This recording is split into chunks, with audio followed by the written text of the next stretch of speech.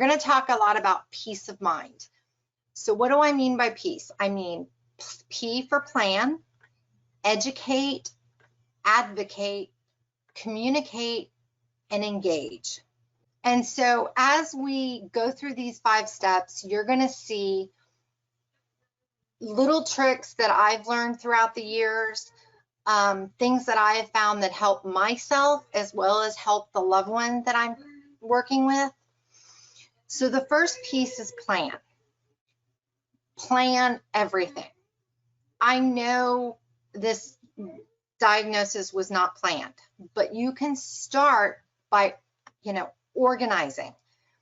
The first thing I recommend is get a calendar and a notebook, because the doctors are going to give you so much information and there's going to be so much to do. You're not going to remember everything. So write it down, because you're going to want to coordinate with loved ones later, and you're going to want to share information about what's going on. And I guarantee you're not going to remember everything the doctor said. The other thing is put everything in one place, whether that be a file box or a binder.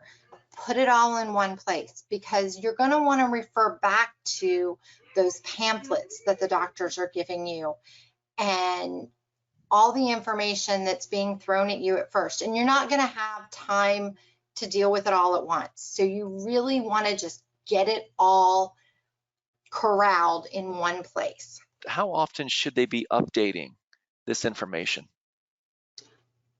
I know when I was caring for my grandmother, when I was young, it was an hourly notebook. Okay.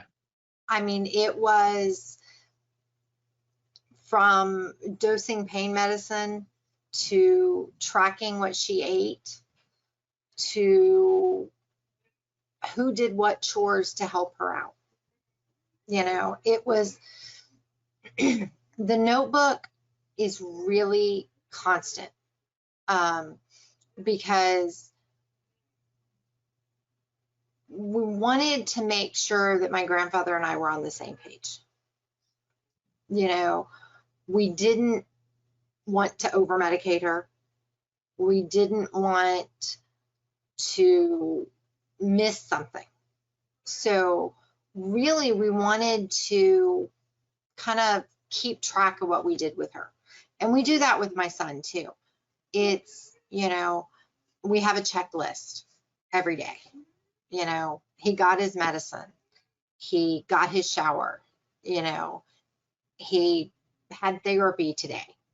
Because these are things that if I'm not here, his dad needs to know, or his the next caregiver coming in needs to know. I can't be there 24/7.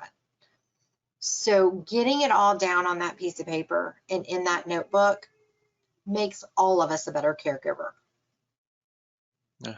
Because we're coordinating and we're communicating.